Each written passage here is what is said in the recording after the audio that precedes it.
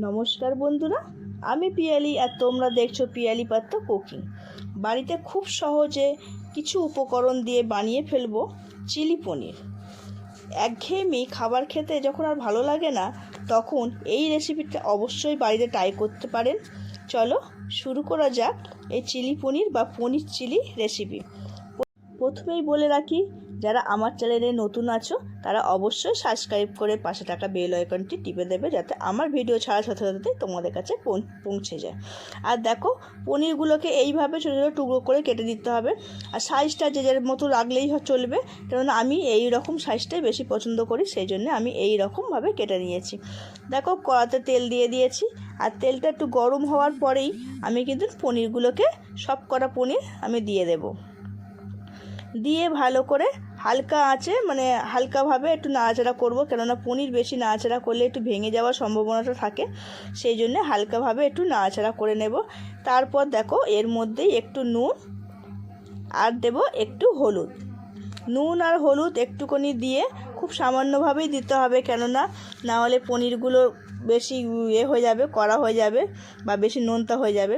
আর খুব বেশিভাবে লাল করে ভাজবো না, আমরা দেখো যেইভাবে দেখতে পাচ্ছ এইভাবে আমরা হালকাভাবে একটু ভেজে নেব। খুব বেশি লালও হয়নি আর খুব বেশিও নরমও হয়নি, ভালো করে যে কম ভাজা হয়েছে তাও হয়নি। পনিরগুলোকে আমরা তেল থেকে তুলে নিয়েছি, তারপর কড়াতে আর একটু তেল দিয়ে দিয়েছি। তারপর দেখো যেই ফোড়ন এগুলো দেবো, সবজিগুলো প্রথমে দিলাম দেখো ক্যাপসিকাম, আর আমি দিয়েছি দুটো কি তিনটের মতন তোমার ছোটো সাইজের পেঁয়াজ, ডুমো ডুমো করে কাটা, আর কাঁচা লঙ্কা 3-4টে কাঁচা লঙ্কা।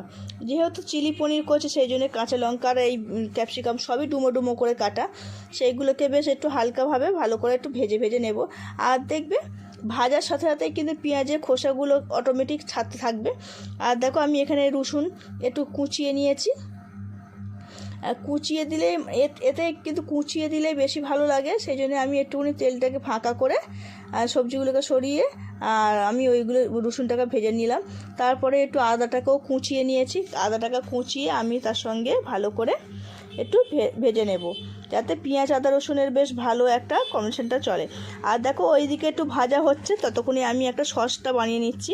এখানে হয়েছে টমেটো সস নিয়েছি 1-2 চামচের মতো, আর এখানে দেখো সয়া সসও নিচ্ছি 2 চামচের মতো। তারপর একটুখানি ভিনিগার নিচ্ছি 1 চামচের মতন, 1 ছিপির মতন। আর এখানে একটু গোলাপ জল নিচ্ছি 1 ছিপির মতন। সব কটা জিনিসকে আমি ভালো করে সসের জন্য পুরো ভালো করে মিশিয়ে নেব। মিশিয়ে এটাকে আমি রেডি করে রেখে দেব, যাতে আমার কাজের সুবিধার জন্য আমি এটা তাড়াতাড়ি করে রেখে দিলাম, যাতে একদিকে ভাজতে ভাজতে আমার এই আরেক দিকের কাজটা না পড়ে থাকে। দেখো, ভাজা পেঁয়াজগুলোর মধ্যে আমি যে ওতে নুন আর একটু হলুদ দিয়ে আমি ভালো করে একটু ভেজে নেব। আর একটু দেখো গরম মশলা দিয়ে দিচ্ছি, দেখো গরম মশলাও দিয়ে দিলাম। আর তার সঙ্গে দেখো একটুখানি রেড চিলি দিয়ে দেবো, যাতে এর কালারটা বেশ খুব সুন্দর আসে, সেই কারণে আমি রেড চিলিটাও দিয়ে দিচ্ছি। দিয়ে সব কটা মশলা ফসলা সব দিয়ে আমি এর সঙ্গে ভালো করে মিশিয়ে নেব। আর পেঁয়াজগুলো দেখতেই পাচ্ছ অটোমেটিক আস্তে আস্তে খোসাগুলো ছাড়তে ছেড়ে যাচ্ছে, দেখতে পাচ্ছ কি সুন্দর। আর কিছু কিছু গোটা গোটা হয়ে থাকবে, বেশ গালে পড়লে বেশ ভালো লাগবে। দেখো, মশলাটাকে আমি একটু জল দিয়ে ভালো করে কষে নেব। দেখো, গ্রেভিটা কিন্তু তোমাদের যে যার সে যার মতো রাখবে, গ্রেভি কেউ পাতলাও করতে পারো বা একটুখানি গা মাখাও করতে পারো। গা মাখা করলে বেশ রুটি ফুটির সঙ্গে বেশ ভালো লাগবে, একটু পাতলা করলেও কোনো অসুবিধা হবে না। আর দেখো, এই কষার সময় আমি একটু 1 চামচের মতন কসুরি মেথি ভালো করে হাতের মধ্যে নিয়ে ঘষে আমি দিয়ে দিলাম। কসুরি মেথিটা দেওয়ার ফলে এর টেস্টটা একটু অন্যরকম, ফ্লেভারটাও আসে আর টেস্টটাও বেশ সুন্দর এসে যায়। দেখো, এই ব্যালেন্সটা বজায় রাখার জন্য আমি এর সঙ্গে একটু অল্প খুব সামান্য চিনি দিয়ে দিলাম। চিনিটা দিয়ে ব্যালেন্সটা ঠিকঠাক হওয়ার জন্য চিনিটা দিয়ে দিলাম। তারপর দেখো, আমাদের এইটা পুরো তৈরি হয়ে গেছে মোটামুটি গ্রেভিটা।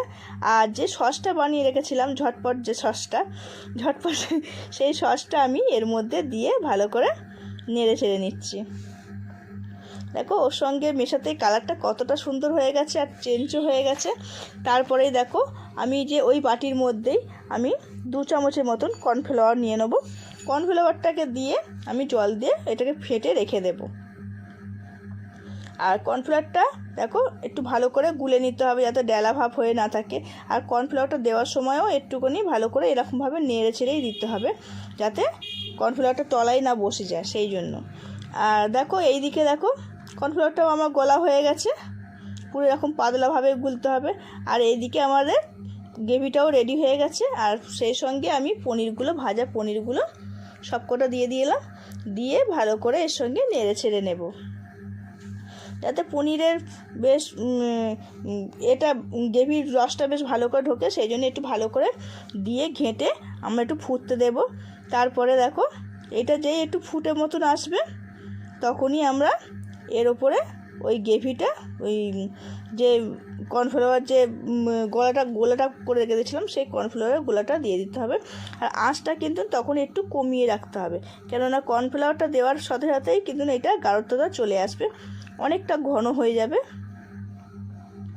আর দেখতেই পাচ্ছ কতটা ঘন হয়ে গেছে। আর আমাদের ঝটপট রেসিপিটা তৈরিও হয়ে গেছে, একদম চিলি পনির একদম পুরো রেডি হয়ে গেছে, শুধু গরম গরম সার্ভ করলেই চলবে। আর এইটা তোমার ফ্রায়েড রাইস বা তোমার পরোটা লুচির সঙ্গেও বেশ ভালো লাগে। আমার রেসিপিটা তোমাদের কেমন লাগলো অবশ্যই কিন্তু কমেন্টে জানাবে। আর ভালো লাগলে একটা লাইক, শেয়ার, সাবস্ক্রাইব করে দেবে। আর দেখো পরিবেশনের জন্য আমাদের মোটামুটি রেডি। আর দেখো এর ওপর দিয়ে শুধু ধনেপাতা দিয়ে সার্ভ করলে আমাদের হয়ে যাবে। আর ধনেপাতা দেখো শুধু আমি পাতাগুলো নিয়েছি, যেহেতু আমি এখানে ধনেপাতা সেইভাবে ভেতরে ইউজ করিনি, সেই জন্য ওপরে শুধু গ্রেভির জন্য মানে দেখতে সুন্দর লাগবে বলে সেই জন্য সার্ভ করলাম। চলো ভিডিওটা ভালো লাগলে একটা লাইক, শেয়ার, সাবস্ক্রাইব করে দেবে।